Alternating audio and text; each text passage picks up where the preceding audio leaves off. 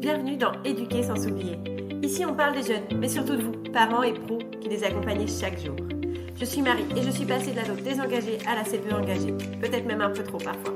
Et je sais à quel point l'éducation peut être belle, complexe, mais aussi épuisante. Et dans ce podcast, on va avancer ensemble. On va décortiquer les postures, explorer le lien, parler d'émotions, parler de cadres, parler de communication, avec du concret, du vrai, mais surtout zéro jugement. Installez-vous, on respire et on y va. Et bienvenue dans ce nouvel épisode. Aujourd'hui, je vais répondre à un sujet qui m'a été demandé du coup sur Instagram. C'est comprendre ce que vivent vraiment les enfants et les ados aujourd'hui. On va aller au cœur du sujet. Alors cet épisode, il va s'adresser aux adultes, que vous soyez parents, enseignants ou éducateurs, ou pro d'éducation. Si vous accompagnez des enfants ou des ados au quotidien, cet épisode il est pour vous. Peut-être que parfois, vous vous dites, il se met en colère pour rien, elle est tout le temps stressée, il n'y a pour l'instant aucune raison qu'il aille mal, etc., etc. On va parler des jeunes, mais pas de façon abstraite. L'idée, c'est qu'on parle de ce qu'ils vivent réellement entre 8 et 18 ans à peu près. Voilà, il n'y a pas de date, de limite exacte, mais voilà. Ce qui se joue, par exemple, derrière le repli, la démotivation, l'agressivité, ou même parfois le silence, d'accord ? L'objectif, c'est pas d'aller vous culpabiliser. Surtout, prenez du recul là-dessus. N'oubliez pas qu'on fait tous du mieux qu'on peut et que on fait ce qu'on peut, en fait. Donc, pas de culpabilité, pas de pression. On va juste essayer de mieux comprendre parce qu'on n'accompagne pas de la même manière un enfant capricieux, si on veut, et un enfant dépassé. Il va y avoir donc plusieurs parties. La première partie, ça va être l'école. Vous savez, je suis pas assez. Nous, ce qu'on voit en tant qu'adulte dans ces moments-là, c'est soit un enfant ou un ado qui ne travaille pas assez, un ado qui peut stresser pour ses notes, ou alors même un jeune qui a tout lâché. Enfin, en tout cas, qui paraît tout lâcher.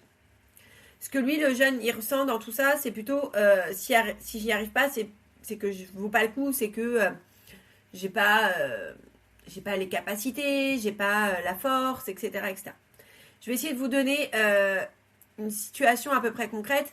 C'est un petit garçon qui a 10 ans, qui serait donc du coup en CM2, qui révise, qui écoute en classe, qui fait de son mieux, mais qui a des résultats plutôt moyens, très très moyens. Vous savez, par exemple, là, le soir, il va rentrer avec un 9 sur 20. Bon, allez, il n'y a pas trop de notes dans ces âges-là, mais on va dire une appréciation plutôt médiocre. Et là, l'adulte, sans méchanceté, avec bienveillance et parce qu'il croit en ses capacités, lui dit « Mais en fait, tu peux carrément mieux faire ». L'intention qu'il y a derrière tout ça, c'est l'encouragement.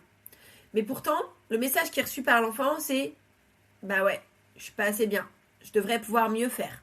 Je devrais mieux réussir. » Je pourrais vous prendre un autre exemple. Ça va être celui d'une ado, du coup, plutôt au lycée. Par exemple, vers 16 ans, très très bon élève, qui, avant chaque devoir sur table, a des maux de ventre, a des insomnies, pleure, a vraiment des émotions qui la submergent en fait. Et là, on va dire qu'elle n'est pas en train de chercher à réussir, mais en fait, elle cherche surtout à pas échouer. C'est ça qui lui fait peur. C'est vraiment l'échec qui lui fait peur. Et ce qui va se jouer, parce que ça se joue chez beaucoup d'enfants et d'ados, faut pas se mentir, c'est la performance qu'ils considèrent comme une valeur personnelle. Ils considèrent aussi l'échec et l'erreur comme un danger, comme une perte d'amour ou de reconnaissance. Ça veut dire qu'un jeune qui va rater un devoir a l'impression qu'il a échoué, qu'il va perdre la reconnaissance de ses enseignants ou même de ses parents. Il a peur que l'échec le mette en danger par rapport à son avenir, par rapport à ses relations avec sa famille, avec ses enseignants, etc. Et là-dessus, on n'est vraiment pas sur de la fragilité du jeune, on est vraiment sur une construction. Donc, petit à petit, il essaye de se construire avec tout ça. Et c'est pas facile de se construire quand on a systématiquement peur d'échouer, en fait. Vraiment, c'est difficile pour eux de vivre ça. Qu'est-ce qui pourrait aider dans ces deux cas-là ? Ça va être vraiment dire que l'amour et la valeur qu'on apporte aux jeunes ne dépendent pas de ses résultats. D'accord ? Mais plutôt de ses efforts, de son implication, etc. Ça veut dire qu'on ne va pas déterminer la valeur d'un jeune par rapport à ses résultats scolaires. d'accord? On va parler aussi absolument des échecs et des erreurs comme d'un processus normal qui sont là pour aller au-dessus, aller plus loin, réussir mieux. Vous voyez, des choses comme ça. Et on peut lui répéter par exemple des phrases type tu as de la valeur même quand tu te trompes. Tu restes toi même quand tu as raté. Ou même si tu rates, ça te permet de progresser plus tard. Vous voyez, des choses comme ça. Donc ça, c'est par rapport à l'école. Et après, il y a tout ce qui va être par rapport au groupe des pairs, par exemple. Ou même, en fait, au sentiment d'appartenance, vous voyez. Ça va être plutôt là, pour le coup, la peur d'être invisible. La peur de ne pas être vu, de ne pas être considéré. Donc on va repartir sur la même idée. D'abord, qu'est-ce que nous, on voit en tant qu'adultes? On peut voir un enfant qui est tout seul dans la récréation. Chez la famille, ça peut être plutôt un ado qui reste continuellement dans sa chambre. Un jeune qui a très mal au ventre avant de partir à l'école. Voilà. Ce que le jeune, lui, il va ressentir derrière tout ça, ça va plutôt être je trouve pas ma place. Je trouve pas ma place, j'ai pas ma place dans un groupe, j'ai pas de copains, je suis seule en fait. Je vais vous prendre un exemple d'un jeune qui serait plutôt au collège, du coup, on va se dire 5e, 4e à peu près, elle est 13 ans, qui est plutôt poli, plutôt calme, qui pose pas de problème en fait, que ce soit en classe ou à la maison, il pose pas de problème.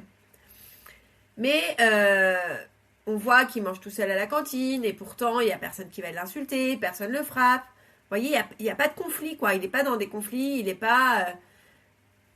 pas de problématique du tout visible comme ça à l'œil nu. Pardon. Juste, il est seul. Et lui, en fait, il sent qu'il est oublié. C'est pas qu'il n'arrive pas à s'intégrer, c'est juste que il est effacé par rapport au reste du groupe. Il est juste oublié. Vous voyez, un peu transparent, des choses comme ça. Et chaque matin, avant de partir à l'école, il dit qu'il a mal au ventre, quoi. C'est dur, hein. Il peut se dire ça quand il est avec sa famille, il peut aller régulièrement à l'infirmerie, des choses comme ça qui peuvent être visibles. Qu'est-ce qui va jouer, là, sur le coup c'est cette histoire de sentiment d'appartenance, en fait, à un groupe. Parce qu'entre 8 et 18 ans, c'est vraiment quelque chose qui est vital pour eux. Si vous voulez, le cerveau, il n'a pas encore le cortex préfrontal à fond, il n'est pas mature et il n'a pas encore tous les outils nécessaires pour pouvoir relativiser et pour pouvoir bien vivre ces situations de solitude. L'exclusion, là, ou la marginalisation, en fait, elle est vraiment vécue comme une menace réelle. Donc pour un adulte, ça va juste être une mauvaise passe ou un temps où on se dit ça va passer, il va retrouver des copains, il va être avec d'autres, etc. Mais pour le jeune, en fait, c'est vraiment profond et c'est vraiment une remise en question de son existence, en fait, de son existence au sein d'un groupe, au sein de la collectivité, en fait, son existence sociale, si vous voulez. Ce qui va vraiment aider, ça va être déjà de ne pas minimiser. Nous, en tant qu'adultes, il va falloir vraiment faire attention à ne pas dire « T'inquiète, ça va passer, c'est juste un moment, tes copains vont revenir, etc. » Il va pas falloir aller creuser trop vite non plus, ni prendre la place, ni prendre les rênes pour lui, du style aller voir d'autres jeunes pour lui dire soyez un peu avec lui, faites ça avec lui, etc. etc. Parce que là, il va avoir encore ce sentiment d'incapacité en fait. Là, par contre, ce qu'on peut poser comme question, ça va être des questions ouvertes, vous savez, sans chercher en fait à reconstruire ou essayer de savoir un peu comment il le vit, peut-être lui donner 2-3 pistes, etc. pour qu'il puisse nommer en fait ce qu'il vit. On va pas chercher non plus à minimiser ni à dédramatiser. Il va falloir juste mettre des mots sur tout ça. Sûrement, ce sera très inconfortable pour vous en tant qu'adulte. Parce qu'on n'aime pas entendre que notre jeune ou que les jeunes dont on a la responsabilité à l'école sont pas bien, sont malheureux, trouvent pas leur place, etc. En fait, on va aller travailler avec le jeune tout ça. Trouver des solutions, etc. Mais surtout, n'allez pas faire à leur place des choses qui pourraient en fait baisser leur estime d'eux et aussi se sentir incapables. En fait, il faut les laisser capitaines, vous voyez. Et vraiment cette idée que leur navire leur appartient et que c'est eux qui dirigent. Et que si vous prenez le volant, vous n'allez pas aller dans la direction qu'il faut, vous n'allez pas avoir la bonne méthode, etc. Et donc lui, en fait, à un moment donné, il va carrément plus reprendre le volant, quoi. Voilà. Ça, c'était la deuxième partie. La troisième partie que je voulais évoquer, c'est un sujet hyper fréquent quand on travaille avec des ados ou quand on en a à la maison. Ce sont, les réseaux sociaux. Les écrans, etc., etc. En fait, si vous voulez, il faut se dire que les réseaux sociaux, à l'heure actuelle, c'est une cour de récré, mais qui est là 24 heures sur 24, 7 jours sur 7, qui est permanente. Ce que nous, on peut voir d'un œil extérieur en tant qu'adulte, c'est des jeunes qui sont trop souvent sur des écrans, qui se prennent en photo non-stop, qui prennent tout en photo, qui racontent leur vie, qui ont une obsession pour les likes et pour les abonnés. Vous voyez, c'est ce genre de choses. Lui, le jeune, ce qu'il va ressentir en faisant tout ça, c'est est-ce que je compte vraiment pour les autres? Est-ce que j'ai ma place dans cette société? Est-ce que je vaux quelque chose pour mes pairs? Est-ce que j'arrive à atteindre les normes des réseaux sociaux? On est d'accord, c'est pas les bonnes, mais pour lui, ce sont les normes. Il veut rentrer dans ce cadre de comparaison qu'il a 24 heures sur 24 en fait. Je vais essayer de prendre une autre situation. On va partir sur une jeune fille. Pareil, hein, année collège-lycée, donc peut-être 3e seconde, quoi, qui poste une photo sur les réseaux, une photo d'elle, hein, un selfie ou je ne sais quoi, et qui voit que, en fait, elle a pas de réaction. Donc ça la stresse, etc. Parce que, en fait, c'est même pas se dire qu'elle attend plusieurs heures, en fait, non. C'est qu'elle se rend compte dès 10 minutes qu'elle n'a pas de réaction du tout. Il n'y a pas de j'aime, il n'y a pas de choses comme ça. Et donc, du coup, qu'est-ce qu'elle fait? Elle va supprimer la photo. Et là, on se dit, qu'est-ce qui se joue ici? Pourquoi elle fait ça? Etc. Parfois, certains vont voir ça comme un peu de la superficialité ou des choses comme ça. Mais en fait, non. Non, c'est pas de l'égocentrisme ou des choses comme ça.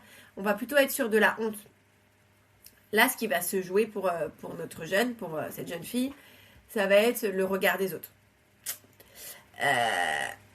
En fait, elle va utiliser les chiffres et donc les réactions sur cette photo comme un outil d'évaluation du regard des autres, vous voyez.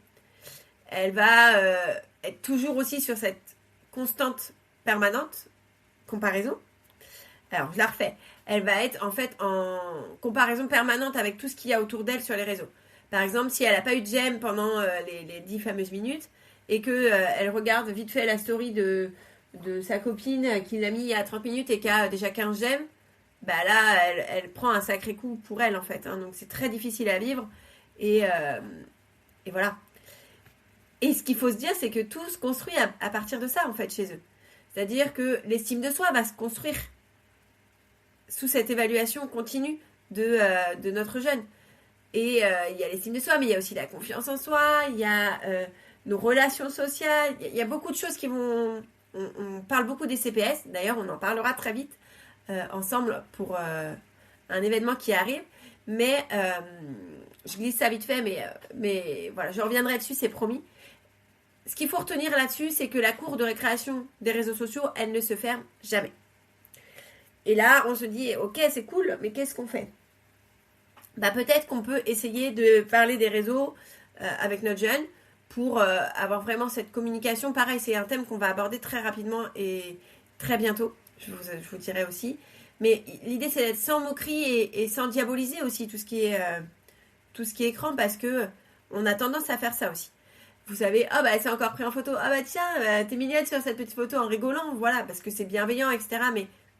Mais vraiment, ils vont très mal le vivre. C'est l'idée aussi d'expliquer ce qui se joue sur les réseaux. Vous savez, on peut expliquer un peu tout ce qui va être un peu mécanique, tout ce qui va être filtre, algorithme, mise en scène, etc. Pour que le jeune ne vienne pas se remettre en question lui, mais remettre en question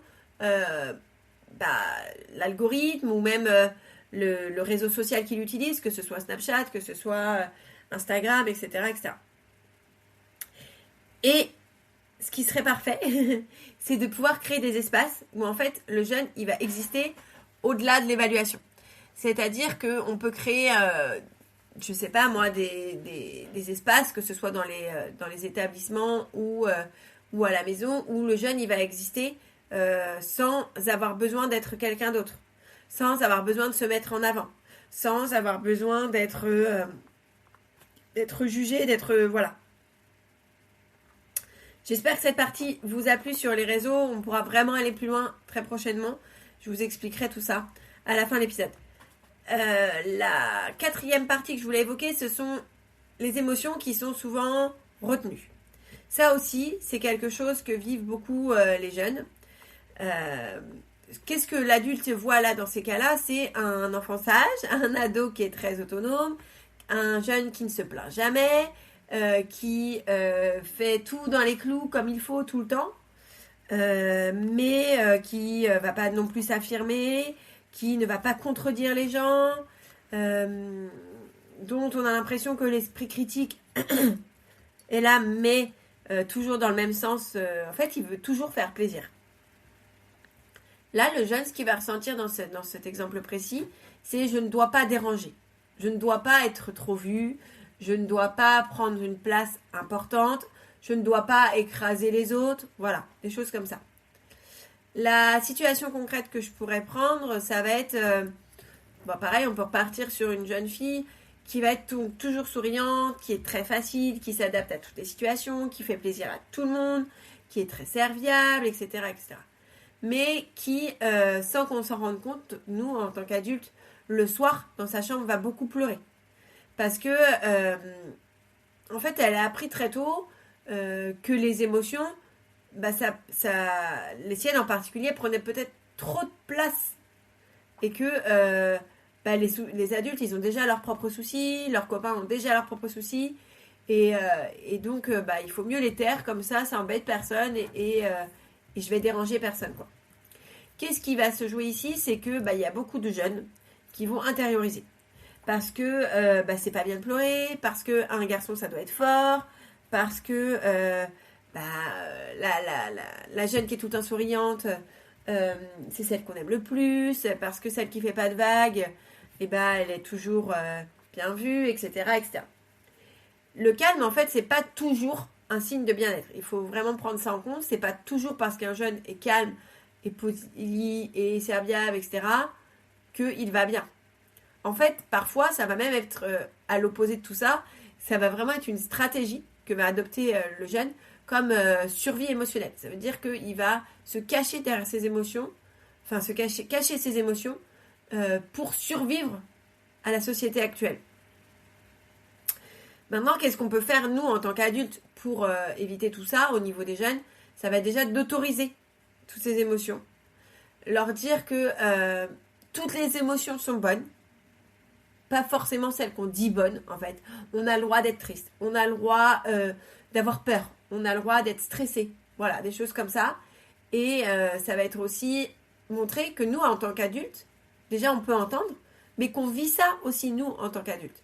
Comme ça, s'il voit que nous, on s'autorise à être triste, on s'autorise à ne pas aller bien, etc., il s'autorise lui aussi à tout ça.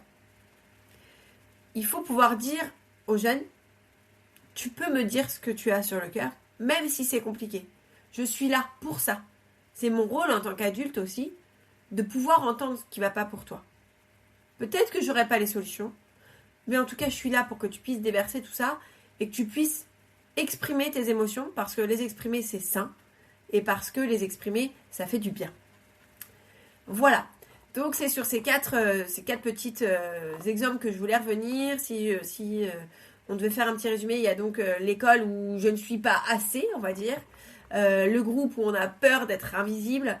On a aussi les réseaux sociaux comme cours de récréation permanente. Et puis, les émotions qui sont retenues. Voilà, c'est les 4 exemples qu'on aura pu voir aujourd'hui. Il faut se dire que comprendre ce que vivent les adolescents aujourd'hui, c'est pas tout excuser, on est d'accord, mais c'est remettre du sens. C'est de voir que derrière un comportement, il y a souvent quelque chose qui n'est pas dit. Une émotion, un ressenti, des choses comme ça. Je le répète, parce que je le dis à quasiment tous mes podcasts, mais n'oubliez pas que les jeunes n'ont pas besoin que vous soyez parfait. Ils n'ont pas besoin d'avoir des gens qui retiennent toutes leurs émotions, qui savent tout sur tout et qui se comportent idéalement. Non, ce qu'ils ont vraiment besoin, ce sont des personnes présentes, qui sont solides et qui sont capables d'écouter sans minimiser. Parce que des fois, souvent, tout le temps en fait, être là vraiment, ça change énormément de choses pour nos jeunes. Voilà, merci d'avoir écouté cet épisode et je vous dis à très vite. Je vous parle juste d'un petite chose qui va arriver, donc restez connectés à partir du 27. J'ai une grosse surprise pour vous, un gros événement qui arrive, donc ce sera samedi, un gros événement qui arrive en ligne pour début janvier où les inscriptions seront donc ouvertes à partir du 27. Sachez que c'est gratuit et que ça peut changer énormément, mais énormément de choses pour vous. Donc je vous encourage à aller voir. De toute façon, si vous êtes abonné à la newsletter, vous recevrez le lien d'inscription. Et puis je vous dis à très vite parce que de toute façon, dans l'épisode de la semaine prochaine, je vous reparle de tout ça. À très vite! Merci d'avoir écouté cet épisode d'Éduquer sans s'oublier. Si ce moment vous a aidé ou vous a éclairé ou juste vous a fait du bien, alors vraiment n'hésitez pas à le partager parce que c'est grâce à vous que ce podcast peut toucher d'autres parents et d'autres pros qui en ont besoin. Et pour continuer à avancer ensemble, vous pouvez me retrouver chaque jour sur Instagram avec cap-épanouissement. En attendant, je vous souhaite de prendre soin de vous, je vous souhaite une très bonne journée et je vous retrouve très vite pour un nouvel épisode.